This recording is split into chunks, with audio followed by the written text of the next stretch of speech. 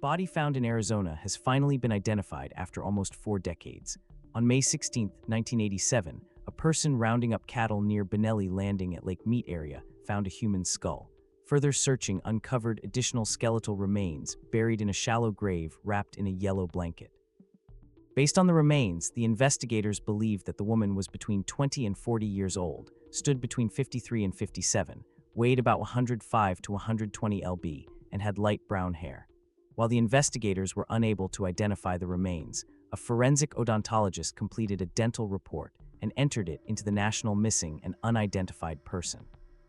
More than 2 decades later, in 2011, the investigators in Austin, Texas, reached out to the Mojave County detectives and said that they believed that Jane Doe was a missing person from their jurisdiction, but the dental records were not a match. Mojave County then sent the skeletal remains to the University of North Texas, where a DNA profile was obtained and entered into the combined DNA index system. About 13 years later, the investigators with Mojave County wanted to use the DNA extract to conduct a forensic genetic genealogy investigation, but the sample was too degraded. In February 2025, the Mojave County investigators sent portions of the victim's clothing and the blanket that she was wrapped in to an Arizona Department of Public Safety lab to get a DNA sample that could be used for forensic genetic genealogy tracing. This attempt was also unsuccessful, and the remains found in 1987 remained unknown. The investigators also learned that the skeletal remains were cremated in 2016 and the ashes were scattered in an unknown location. In July 2025, the California Department of Justice's Missing and Unidentified Persons Unit confirmed that a forensic odontologist and staff compared dental records for Jane Doe and Carol Riley, who was reported missing over 300 MOA in San Diego County, California. The dental records were a match and Jane Doe was finally identified as missing Carol Ann Riley.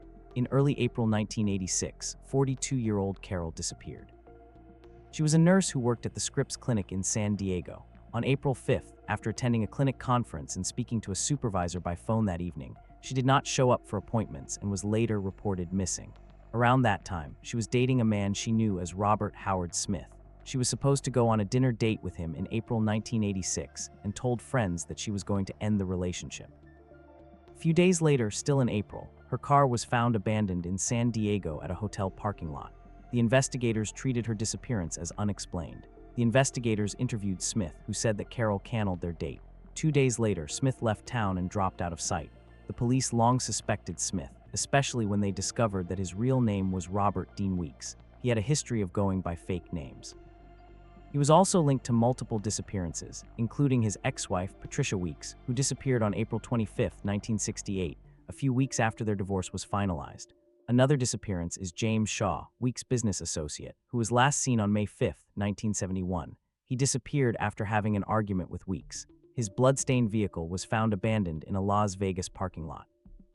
Also, Cynthia Jabber, a real estate agent who disappeared on October 5, 1980. She had a dinner date scheduled with him and planned to end their relationship.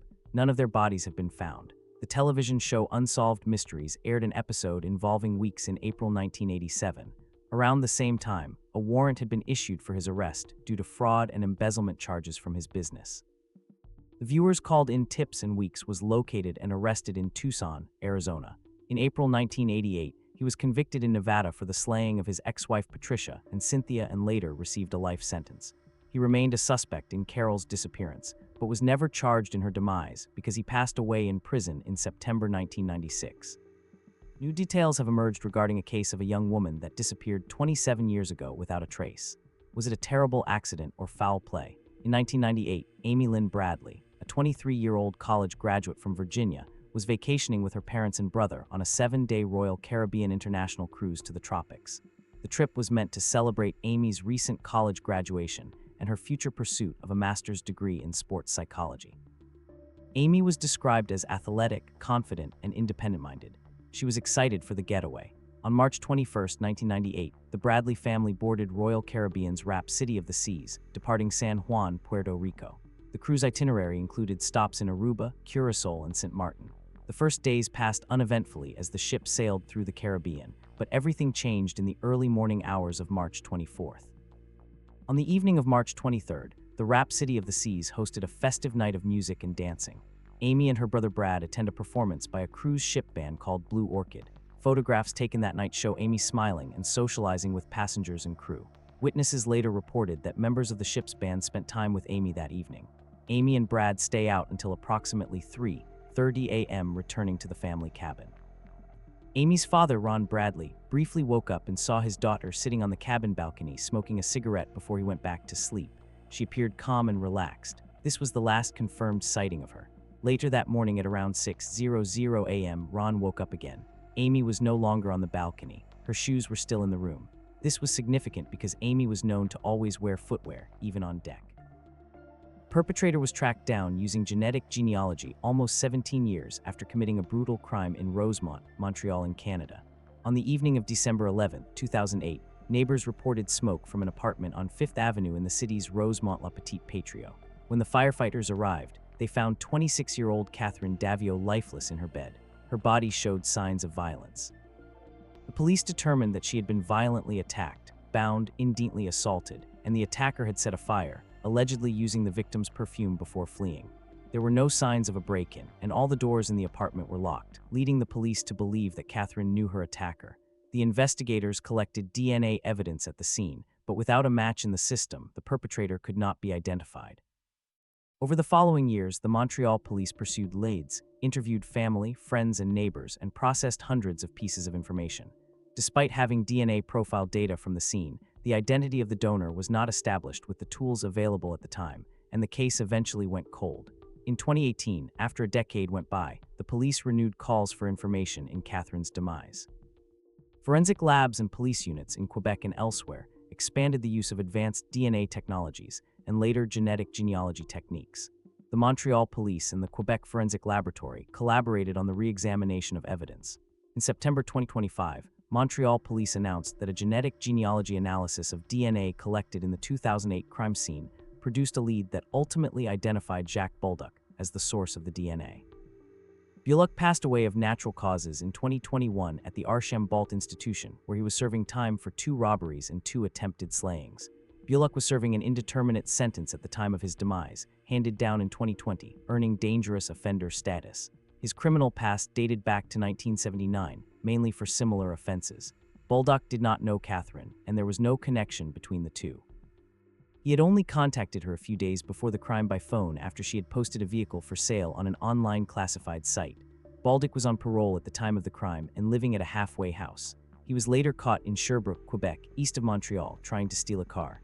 Commander Melanie Dupin, head of the Montreal Police Major Crimes Unit, said there was a possible appointment, but he never showed up. Was he observing at that time? We can hypothesize that he was observing because the planned meeting was on December 10th, and he did not show up for the appointment. We know for sure that on December 11th he was there because Bolduc is no longer alive. The case will not proceed to trial. The police said that the identification closes the file and expressed hope that the finding brings some peace to the victim's loved ones. The police and the Provincial Forensic Lab publicly credited the modern DNA tools and inter-agency collaboration for resolving this long-standing cold case. The case of a British girl that disappeared 5 decades ago in Australia has had a breakthrough as a person of interest has been identified. On January 12, 1970, the Grimmer family arrived at Fairy Meadow Beach in Wollongong, New South Wales. The family had recently immigrated from Bristol, England, hoping to build a new life in Australia. The warm summer day drew large crowds to the shoreline. Among them was 3-year-old Cheryl Ruth Grimmer, the youngest of 4 children.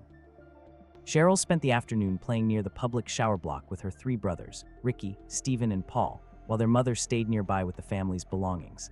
The shower block stood at the edge of the beach close to parking areas, dunes, and access roads that fed into the surrounding suburbs.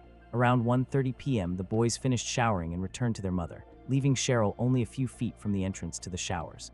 When the family looked back moments later, Cheryl was gone.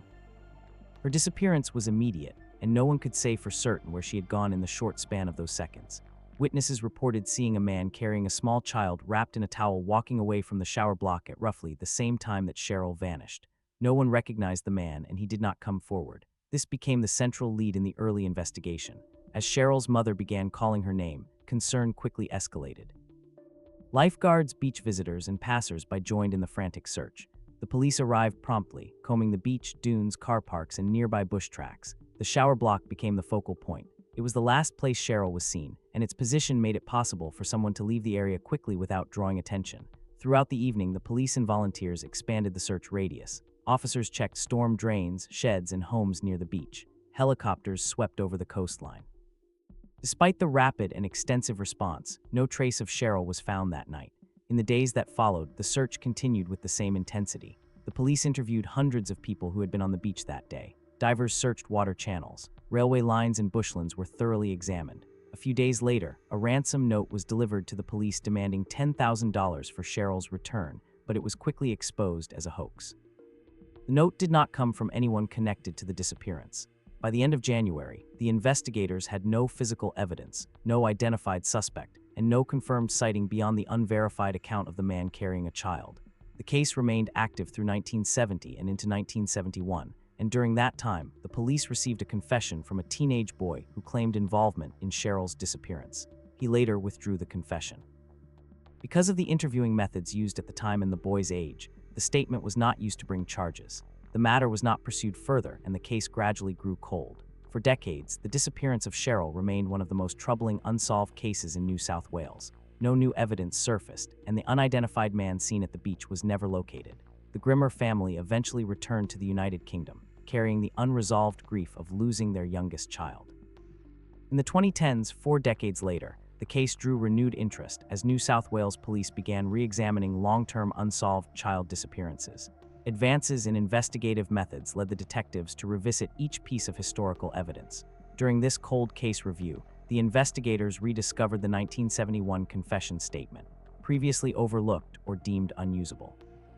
They determined that the details the boy had provided were consistent with certain known facts about the case. This development triggered a major breakthrough. In March 2017, a 63-year-old man residing in the United Kingdom was arrested and charged in connection with Cheryl's disappearance and presumed demise. Due to legal restrictions and the individual's age at the time of the alleged offense, the suspect's identity was never made public. He was known as Mercury. However, the prosecution soon faced significant legal barriers. In 2019, a UK court ruled that the original 1971 confession was inadmissible, as the teenager had been questioned without appropriate safeguards more than 50 years earlier. With the confession excluded, the prosecutors did not have sufficient remaining evidence to proceed. The charges were formally withdrawn. In January 2020, on the 50th anniversary of Cheryl's disappearance, the police offered a $1 million reward for any information that leads to a successful conviction. 2 years later, in January 2022, the BBC released the Fairy Meadow True Crime podcast, after which 3 potential eyewitnesses came forward. None of these eyewitnesses were formally interviewed by the police. On October 23, 2025, the previously charged suspect was named in the New South Wales Legislative Council under parliamentary privilege. It followed an ultimatum the previous week from Grimmer's family to Mercury to either admit guilt for ending Cheryl's life or explain how he knew details of the crime that had not been made public at the time of his 1971 confession. More than 5 decades after her disappearance, the fate of Cheryl Ruth Grimmer remains unknown. The case is still open, and the New South Wales police treat it as an abduction-slaying investigation. New South Wales police said that their detectives are still looking into Cheryl's disappearance and that the $1 million reward for information remains on offer. The family, alongside a volunteer team using cadaver detection dogs, has recently been searching an area of interest they hoped would be a breakthrough in the case, but police said that a subsequent inspection of the area only found animal bones. Cheryl's brothers and extended family continue to speak publicly about their hope for closure and their belief that someone somewhere still holds information that could resolve the mystery. Cheryl's brother, Ricky Nash, said the Grimmer family are hopeful that the reward will help close the case. He said, "There are no words to describe the pain of losing a sister and the impact Cheryl's disappearance has had on our entire family.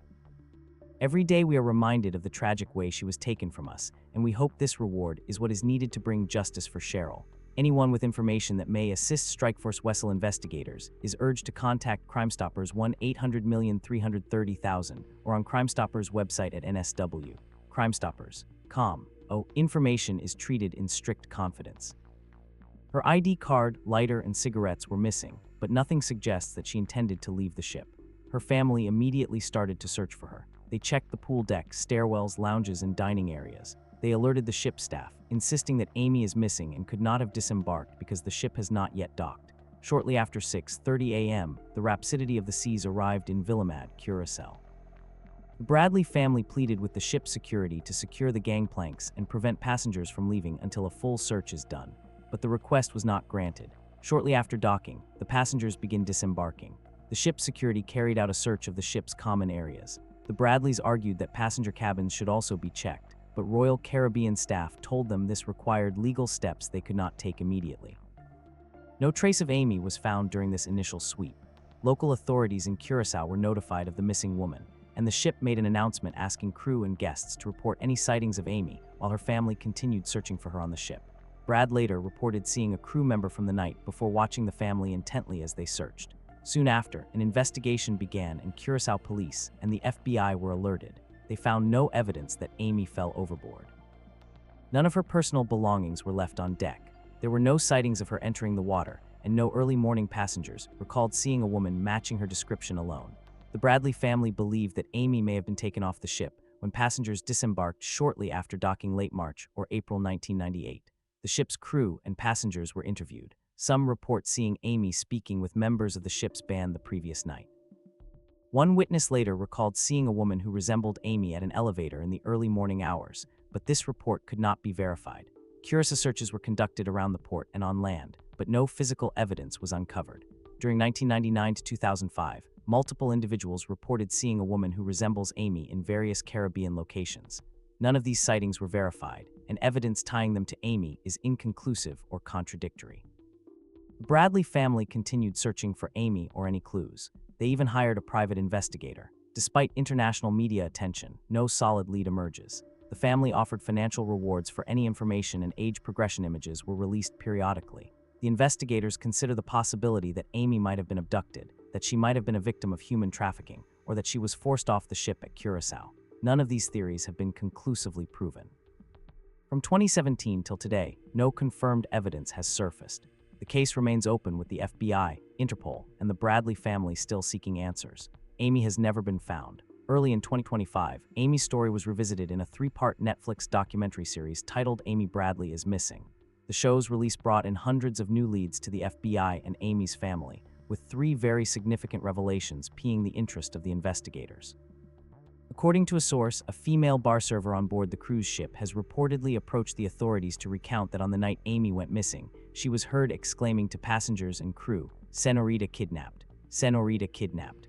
The server reportedly did not speak much English and was promptly taken to the back of the restaurant by a bartender, according to the source. However, experts point to the importance of this revelation revolving around when the statement was actually made, and not just that it had been said. Another potential break in the case comes from a new highly suspicious hit to Amy's Missing Persons website, which is professionally monitored for activity. The website has reportedly seen an uptick in activity within the Curaçao region during family holidays, prompting investigators to theorize that Amy could be visiting the site to feel closer to her family, or her captors are monitoring the case. However, a suspicious hit to an IP address belonging to a device on a boat off of Barbados has reportedly piqued the authorities' interest. Peter Valentin, chair of the Forensic Science Department at the University of New Haven and a former Connecticut State Police detective, said it is speculative because could it be coincidental? Of course it could be. But if you have the same IP address or an IP address coming back to the same location doing this year after year, then I think it does have some potential investigative value, because who is in that area with knowledge of those family-specific dates? Perhaps the most notable revelation, however, is new details suggesting that Amy has at least one child. While details regarding the possibility of a child remain vague, the source reportedly added that Amy likely gave birth as a result of being forced into prostitution. Valentin believes that Amy's potential child could hold the key for determining what ultimately happened in her disappearance, with investigators using genetic genealogy to confirm that the individual is a relative of Amy's. Despite the numerous leads, the authorities have never charged anyone with a crime relating to Amy's disappearance. Anyone who believes they have information pertaining to Amy's disappearance is asked to contact their local FBI office or the nearest American embassy or consulate. Cutting-edge DNA technology made it possible to identify a body that was found in 1982, but the investigation is still ongoing in New York. On November 4, 1982, a body was discovered inside a dumpster in front of a glass factory in Freeport on Long Island. The detectives believed that the body was buried and moved from a location where she was buried sometime in 1980 and brought to the dumpster where she was found in 1982. The body could not be identified at the time and was buried at Holy Cemetery as a Jane Doe. Then, after 4 decades in 2023, the remains were exhumed when DNA genetic technology took great strides forward. On October 1st, 20,125, the police announced that the victim has been identified as the missing girl, Susan Mann. 15-year-old Susan disappeared on May 17, 1980 from a Queens neighborhood in New York. Nassau County Detective Stephen Fitzpatrick said she left the house that day on a bicycle looking to locate her sister's pocketbook. The detectives say that Susan was last seen wearing a striped top, blue jeans, and sandals. She also wore a K pendant around her neck. The bike that she was riding was never recovered. Susan was described as a good student from a tight-knit family. Her parents passed away never knowing what happened to their young daughter.